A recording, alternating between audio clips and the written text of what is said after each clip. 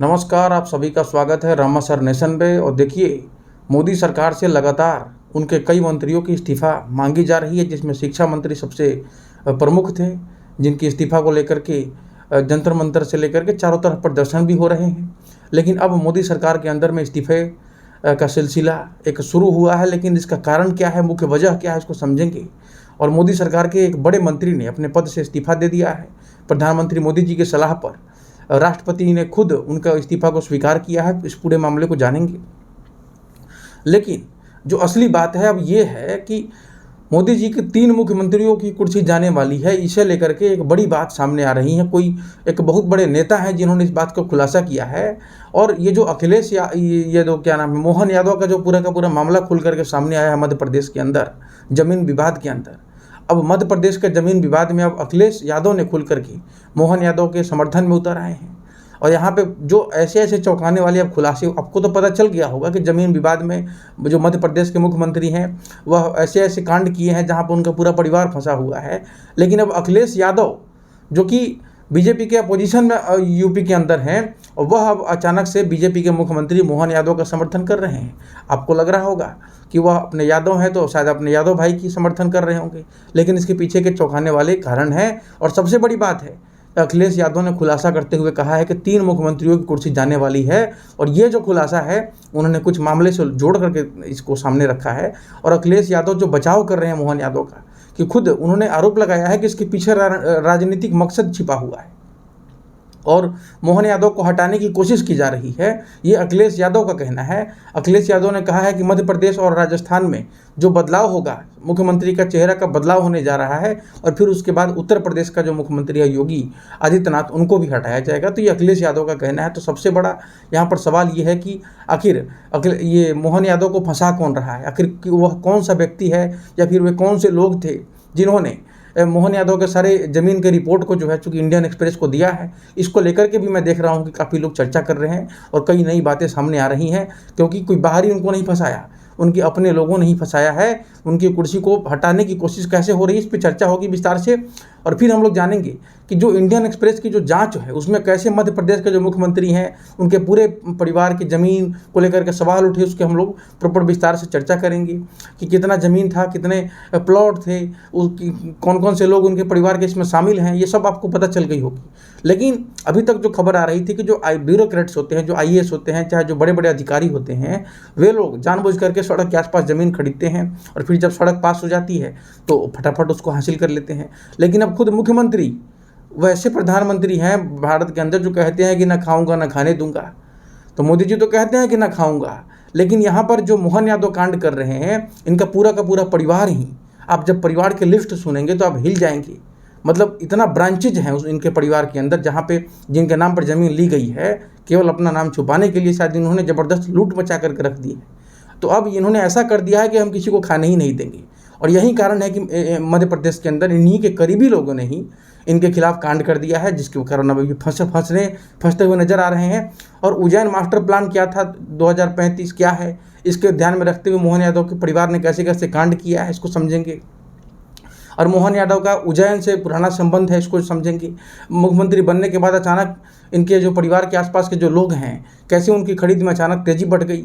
और कांग्रेस जो आक्रामक हो रही है, न केवल इस्तीफा मांग रही है इनका, बल्कि सुप्रीम कोर्ट जज से इनका इंक्वायरी भी कराने की बातें करें। तो प्रॉपर हम लोग डिस्कस करेंगे कि इसमें अखिलेश यादव क्या कह रहे हैं, कौन कौन से 3 मुख्यमंत्री की कुर्सी जा रही है, और फिर अभी मोदी के किस मंत्री ने इस्तीफा दिया है। तो पूरी डिटेल आपके सामने हम लोग इसको ओपन करके रखेंगे, और कैसे मोदी सरकार पर दबाव बन रहा है। और जो राहुल गांधी ने कहा था कि अब मोदी जी का इस्तीफा होगा, अगली बार चुनाव में स्थिति बिगड़ेगी, मुझे लगता है कि उसका कहीं ना कहीं ये बिगुल शुरू हो रहा है। और मोदी जी के खिलाफ एक हवा जो है सो कि विपक्ष के द्वारा उठाने की कोशिश हो रही है, और अंदरूनी फूट भी जो है सो कि सामने आ रही है। तो यही चर्चा करते हैं कि एग्जैक्टली क्या चल रहा है। तो सबसे पहले देखिए, मध्य प्रदेश के ज़मीनी विवाद में अब जो अखिलेश यादव हैं खुल करके मोहन यादव के समर्थन में उतर आए हैं। अखिलेश यादव ने पूरे विवाद को एक साजिश करार दिया है। उन्होंने दावा किया है कि मोहन यादव को जानबूझ करके बदनाम किया जा रहा है। अखिलेश यादव ने सवाल उठाया है कि क्या बीजेपी को पहले से नहीं पता था कि मोहन यादव रियल एस्टेट कारोबार से जुड़े हुए हैं। जुड़े हुए नेता हैं। तो यहाँ पर जो अखिलेश यादव एक तरीके से जो डिफेंड कर रहे हैं, इसको कई लोग इस तरह से देख रहे हैं कि ये खुद यादव हैं, अखिलेश यादव, और मोहन यादव को बचाने करके और अपना यादव का जो उनका वोट बैंक है उसको मजबूत करने की कोशिश कर रहे हैं। एक ये एंगल है। लेकिन इसमें अब बीजेपी पे भी उन्होंने हमला किया है। अखिलेश यादव ने आरोप लगाया है कि बीजेपी खुद अपने मुख्यमंत्री को घेर रही है। ये आरोप बहुत दमदार है और इसी को ज़्यादा सटीक माना जा रहा है, क्योंकि मध्य प्रदेश के अंदर अगर आप देखें तो कई बड़े बड़े चेहरों को साइड करके और मोहन यादव को मुख्यमंत्री बनाया गया, जो कि तकरीबन सेकेंड या थर्ड लाइन के नेता माने जाते थे उस वक्त, और उनको बनाया गया, ऐसे ऐसे बड़े बड़े चेहरों को साइड कर दिया गया।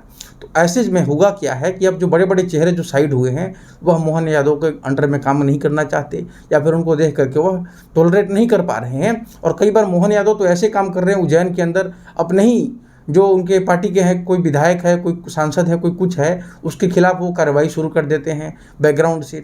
तो अब वैसे ही लोग जो है सो कि प्रॉपर डिटेल ये लीक कर रहे हैं और ये जानकारी मीडिया तक पहुंच रही है। इंडियन एक्सप्रेस अगर इतनी बड़ी खबर उतना प्रॉपर डिटेल में छाप रही है तो उसके पास प्रॉपर सबूत होंगे, प्रॉपर उसके पास उसके आइडिया होंगे, तभी वो उस चीज़ को कर रहा है। तो यहाँ पर अखिलेश यादव का यही कहना है कि जो भाजपा है वो खुद अपने मुख्यमंत्री को घेर रही है, यानी कि बीजेपी के अंदर जो मध्य प्रदेश के अंदर जो बीजेपी के लोग हैं जो मोहन यादव से में भी खुश नहीं हैं, वही लोग इस चीज़ को लीक कर रहे हैं। और उनका दावा यह भी है कि बीजेपी मुख्यमंत्री बदलने का रास्ता तलाश रही है। तो अब देखना यह है कि क्या वास्तव में मध्य प्रदेश के अंदर एक मुख्यमंत्री को बदलने की बात की जा रही है। अखिलेश यादव ने यहाँ पर उनके मुताबिक अगर आप देखें तो वह यह केवल ज़मीन विवाद नहीं है बल्कि सत्ता की अंदरूनी लड़ाई है, और मुझे लगता है कि उनके बात में ये दम है, क्योंकि ये बात खुल करके सामने तो नहीं आती है, लेकिन मध्य प्रदेश के अंदर अगर आप देखें तो सत्ता का संघर्ष चलता है। क्योंकि जब भी आप किसी नीचे वाले लीडर को आप टॉप पे पहुँचाएंगे तो ऊपर वाले में खलबली मचती है, और उसी का ये नतीजा देखने को मिल रहा है। अखिलेश यादव भी कुछ ऐसा ही कहने की कोशिश कर रहे हैं। अखिलेश यादव ने आरोप लगाया कि इसके पीछे राजनीतिक मकसद छिपा हुआ है, और उन्होंने बहुत ही ओपन तरीके से ये बात कहा है कि 3 मुख्यमंत्री हटाने की साजिश चल रही है। अखिलेश यादव का सबसे बड़ा दावा है कि बीजेपी 3 मुख्यमंत्री बदलना चाहती है। उन्होंने कहा है कि पहले मध्य प्रदेश के मुख्यमंत्री को हटाने की तैयारी है, फिर राजस्थान के जो मुख्यमंत्री हैं उनको हटाने की तैयारी है, और आखिरकार निशाना जो है तो उत्तर प्रदेश के मुख्यमंत्री पर है, उनको भी हटाया जाएगा, यानी कि योगी आदित्यनाथ को भी हटाया जाएगा। और इनको हटाने की, योगी को हटाने की बात जो है, मुख्यमंत्री योगी को हटाने की जो बात है ये लंबे समय से चलती है, और कहा जाता है कि अमित शाह खुद को प्रधानमंत्री बनाने के लिए इनका रास्ता साफ करना चाहते हैं, ताकि योगी जी उनको रास्ते में प्रॉब्लम ना बने प्रधानमंत्री बनने के दौर में, जो है चूँकि ये सब बातें चलती रहती हैं। तो अखिलेश यादव ने कहा है कि मध्य प्रदेश और राजस्थान में जो बदलाव है उसका रास्ता उत्तर प्रदेश तक जाता है। उनका आरोप यही है कि एक के बाद एक कई मुख्यमंत्री को बदल लिया जाएगा, जिसमें कि आसानी से फिर योगी को भी हटा दिया जाएगा, और इस तरीके से रणनीति जो है वो अपनाई जा रही है। तो अखिलेश यादव ने यह भी कहा कि जनता अब समझ रही है सब कुछ, और उन्होंने दावा किया है कि इस बार साइकिल बहुत तेज चलेगी और जो मुख्यमंत्री योगी हैं अपने आप हट जाएंगे, और यह सब कुछ उन्होंने लखनऊ के कार्यक्रम में दिया है 23 जून को। तो फिर अखिलेश यादव ने ये भी यूपी चुनाव की तरफ भी राजनीतिक संकेत भी दिए हैं। दूसरी तरफ ये है, लोगों का कहना है कि मोहन यादव को आसानी से हटाया नहीं जा सकता है, क्योंकि अभी यूपी के चुनाव होंगे जब, तो उसमें मोहन यादव जो है सो कि यूपी के अंदर जो यादव वोट बैंक है, जो भी चुनाव है उसमें बहुत बड़ा रोल प्ले कर सकते हैं मोहन यादव, और यादव वोट बैंक को बीजेपी की तरफ लाने में एक बड़ा फैक्टर साबित हो सकते हैं मोहन यादव। इस कारण उनको आसानी से हटाएगी नहीं बीजेपी, ये बात चल रही है। तो अब देखिए यही चीज़ होता है कि अंदरूनी कलह जो है हर जगह पे है, तो परिवार है वहाँ पे लड़ाई झगड़ा चलता ही रहता है, तो वही चीज़ सामने दिख रहा है। अब आगे बढ़ते हैं तो बड़ी जांच का दावा यहाँ पर एक, अब आगे बढ़ते हुए देखते हैं तो इंडियन एक्सप्रेस की जो जांच है उसमें मध्य प्रदेश के मुख्यमंत्री मोहन यादव के परिवार की ज़मीन खरीद पर बड़े सवाल उठे हैं, और दावा किया गया है कि मुख्यमंत्री बनने के बाद परिवार ने उन्हीं इलाकों में बड़े पैमाने पर ज़मीन खरीदी जहाँ पर सरकार ने सड़क और इंफ्रास्ट्रक्चर परियोजनाएँ शुरू की थी। तो यानी कि खुद मुख्यमंत्री हैं, खुद ही परियोजनाएँ शुरू करते ही हैं, सड़क का कहाँ पे लगेगा, इंफ्रास्ट्रक्चर कहाँ पे लगेगा, और वहीं पर जाकर के सबसे पहले ज़मीन भी खरीद लेते हैं इनके परिवार के लोग। तो ये सारी की सारी आरोप जो है कि जांच का जो केंद्र है वह उज्जैन और उसके आसपास का तेज़ी से विकसित हो रहा है रियल एस्टेट बाजार बताया जा रहा है। तो कितनी ज़मीन है, तो 13 दिसंबर 2023 को अगर आप देखें तो मुख्यमंत्री बनने के बाद मोहन यादव के परिवार और उनकी कंपनियों ने कम से कम 137 प्लॉट्स खरीदे हैं। अब इन 137 प्लॉट का कुल क्षेत्रफल अगर आप देखें तो 168 एकड़ बताया जा रहा है। इन ज़मीनों की जो खरीद है लगभग 45 करोड़ रुपये खर्च किए गए हैं, और रिकॉर्ड के अनुसार अगर आप देखें तो कम से कम 6 प्लॉट बाद में बेच भी दिए गए हैं। तो 2026 के संभावित लेन देन इस जांच में शामिल नहीं है, क्योंकि सरकारी रिकॉर्ड तुरंत अपडेट नहीं होते हैं। तो ये सारी की सारी बात है। अब सवाल है कि ये अपने नाम पे तो नहीं ले रहे हैं ज़मीन, लेकिन जो ज़मीन खरीदा गया है इनकी पत्नी सीमा यादव के नाम पर, इनके बेटे जो वैभव यादव हैं उनकी पत्नी शालिनी यादव के नाम पर ज़मीन लिया गया है। फिर भाई नंदलाल हैं, उनके नाम पर, यादव के नाम पर लिया गया है। इनके एक और भाई हैं नारायण यादव, वो भी खरीदारों में शामिल हैं। फिर नारायण यादव की जो पत्नी है रेखा यादव और उनके बेटे जो अभय यादव हैं, उनका पूरा एक ब्रांच है। फिर इनके चचेरे भाई हैं गोविंद यादव और नीलेश यादव, उनके नाम पर भी रिकॉर्ड है। तो इसके बाद बताया जा रहा है कि बहन बहुत ब्रांचेज जो है ना इस मुख्यमंत्री का बहुत लंबा चौड़ा है, और यही कारण है कि ये बुरी तरीके से फंस गए हैं। और सब कोई ज़मीनें खरीद रहा है, सब कोई काम धाम छोड़ करके ज़मीन खरीदेगा, वो भी उस जगह पे जहाँ पे एक्सप्रेसवे, ये हाईवे निकलेगा, ये सब कुछ परियोजनाएं निकलेंगी, इंफ्रास्ट्रक्चर निकलेगा, तो निश्चित तौर पर उनके 2 करोड़ की ज़मीन जो है सो कि 12 करोड़ हो जाएंगी। ठीक है ना। तो ये सबसे फास्ट यहाँ पे इंट्रा ट्रेडिंग आप एक तरीके से समझिए कि ये हो रहा है, और जहाँ पे सब कुछ सेट है। तो ज़मीन सीधे परिवार की 4 रियल एस्टेट कंपनियों के जरिए खरीद करके, और इसका बताया गया है, खुलासा हुआ है, खास करके जो सड़क परियोजनाएं हैं उसके पास ज़मीन ली गई है, खरीदी गई, जो 168 एकड़ में से लगभग 111 एकड़ ज़मीन नई सड़क और हाईवे परियोजनाओं के आसपास ही स्थित है। तो यह कोई संजोग नहीं है, बल्कि ये पूरा सेटिंग के साथ की गई है। और अधिकांश ज़मीन अगर आप देखें तो कई सारे इलाके हैं, जनवरी 2024 के बाद अगर देखें तो सरकार ने इन्हीं इलाके में कई सड़क और हाईवे परियोजनाओं की घोषणा की थी, और वहीं पर इनकी ज़मीन लगातार बढ़ती चली जा रही है। अब स्थानीय जो रियल एस्टेट कारोबारी है उनका भी दावा है कि इन परियोजनाओं से ज़मीनों का मूल्य बढ़ने वाला है। तो और ये भी कहा जाता है कि इस पूरे कारोबार में रियल एस्टेट कारोबारी भी शामिल हैं, उनको भी, क्योंकि वही लोग तो बड़े बड़े प्रोजेक्ट्स को निर्माण करते हैं, वहाँ पे अगर इनका ज़मीन रहेगा तो निश्चित तौर पर वो इंक्रीज करेगा। तो सब कोई साठ गांठ में लगा हुआ था, रियल एस्टेट कारोबारी से लेकर के ज़मीन माफिया से लेकर के सब कोई इसमें जुड़ा हुआ है। और फिर 2035 का भी एक मास्टर प्लान है, उज्जैन मास्टर प्लान, उसमें कई सारे कृषि भूमि जो क्षेत्र हैं उसको भूमि उपयोग में बदला गया है। कई क्षेत्रों में जो है कृषि से आवासीय और व्यावसायिक श्रेणी में बदलने का प्रस्ताव रखा गया है। और जांच में दावा किया गया है कि परिवार की जो ज़मीन है ऐसे कई इलाकों में स्थित है जहां पर भूमि उपयोग परिवर्तन प्रस्तावित है। यानी कि जांच में आरोप ये है कि मुख्यमंत्री के परिवार ने ऐसे जगहों पर ज़मीन खरीदी जहां भविष्य में सरकार कृषि भूमि को अचानक से आवासीय में यानी कि रिहायशी में या फिर व्यावसायिक यानी कि कमर्शियल ज़मीन में बदलने की योजना बना रही है। तो अगर आप देखें तो भूमि उपयोग परिवर्तन से इन ज़मीनों की जो व्यावसायिक क्षमता है बढ़ सकती है और इनके परिवार को बम्पर फायदा हो सकता है। तो इस तरीके से प्रॉपर प्लानिंग करके खरीदी जा रही है। और मोहन यादव का जो उज्जैन से पुराना संबंध है, मोहन यादव 2004 से 2010 तक उज्जैन विकास प्राधिकरण के अध्यक्ष रह चुके हैं। फिर उज्जैन विकास जो प्राधिकरण है यानी कि यूडीए एक तरीके से एक सरकारी संस्था है जो उज्जैन शहर के विकास की योजना बनाती है। इसका काम नई कॉलोनियाँ विकसित करना, सड़कें बनवाना, मास्टर प्लान तैयार करना, ज़मीन के उपयोग में बदलाव की मंजूरी देना, आवासीय और व्यावसायिक परियोजनाओं को बढ़ावा देना तथा साथ ही में सड़क के विस्तार की योजना बनाना होता था। तो ये शुरुआत से ही इस पूरे यूडीए जो मामला है इसमें ये रहे हुए हैं। इनको प्रॉपर आइडिया है कि कैसे सड़क बनाते हैं, कैसे कॉलोनी का विकसित होगा, कैसे मास्टर प्लान, ये सब इसमें एक्सपर्ट हैं। तो इसमें पूरा का पूरा परिवार इनका शुरुआत से ही लगा हुआ है। सोचिए 2004 से ही इस पूरे ज़मीन के कारोबार में लगे हुए हैं और इसका काम भी कर रहे हैं इसमें ही। तो फिर 2011 से 13 तक वे एमपी टूरिज्म डेवलपमेंट कॉर्पोरेशन के भी प्रमुख रहे हैं। और मध्य प्रदेश, अगर आप टूरिज्म डेवलपमेंट कॉर्पोरेशन की बात करें तो मध्य प्रदेश सरकार की एक सरकारी संस्था है जिसका काम राज्य में पर्यटन को बढ़ावा देना, पर्यटन स्थलों का विकास करना, होटल और रिजॉर्ट संचालित करना, पर्यटकों के लिए सुविधाएं विकसित करना और नए पर्यटन प्रोजेक्ट को तैयार करना है। तो ये सारी की सारी इसमें भी ये लंबे समय से जुड़े हुए हैं। 2013 से लगातार उज्जैन दक्षिण सीट के ये विधायक भी रहे हैं। यही कारण है कि इनका प्रभाव इस पूरे क्षेत्र में बहुत ज़्यादा है और अब तो मुख्यमंत्री बन चुके हैं। तो जांच में कहा गया है कि सड़क के विकास और इंफ्रास्ट्रक्चर से उनका लंबे समय से जुड़ाव रहा है। तो मुख्यमंत्री बनने के बाद उनकी ज़मीन अचानक से बढ़ गई, खरीद उसकी जो संख्या है जो अचानक से बढ़ी है। तो ये भी बताया जा रहा है कि परिवार के पास पहले कम से कम 108 प्लॉट मौजूद थे। इन 108 प्लॉट का कुल क्षेत्रफल जो है कि 179 एकड़ बताया गया। इनमें से कम 85 एकड़ ज़मीन जो है जो 2021 से 2023 के बीच में खरीदी गई और इस समय मोहन यादव राज्य के शिक्षा मंत्री भी थे। तो ये भी एक बड़ी अपडेट है। तो मंत्री जी भी रह चुके हैं ये पहले भी। तो मुख्यमंत्री बनने के बाद इनकी जो खरीद है उसमें तेज़ी आई है। जांच के अनुसार अगर आप देखें तो मुख्यमंत्री बनने के बाद ज़मीन खरीद की रफ्तार काफ़ी बढ़ गई है। 13 दिसंबर 2023 से 2025 तक 137 नए प्लॉट्स खरीदेगा। इसी को लेकर के पूरा का पूरा विवाद है। तो इस तरीके से अगर आप देखें तो कई सारा जो इंफ्रास्ट्रक्चर प्रोजेक्ट है उसी के आसपास ले रहे हैं। तो कांग्रेस अब डिमांड कर रही है कि मोहन यादव को रिजाइन करना चाहिए।